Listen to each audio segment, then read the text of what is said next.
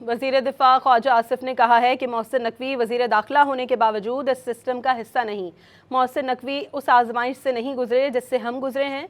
उन्होंने दावा किया कि मोहसिन नकवी वो ताकतवर वज़ीर हैं जो वज़ीर आज़म को भी जवाब दे नहीं है। अगर मोहसिन नकवी भी शिकायत कर रहे हैं तो हमें घर चले जाना चाहिए। He is not, despite being the interior minister, he is not part of the system. वो 3.5 साल इस सिस्टम में हो गए उनको, उन्होंने किसी आजमाइशी दौर से नहीं गुजरे। वो हम पे आजमाइशें आती हैं ना, इब्तला भी आती है और आराम भी आता है, सुकून भी आता है, सब कुछ आता है।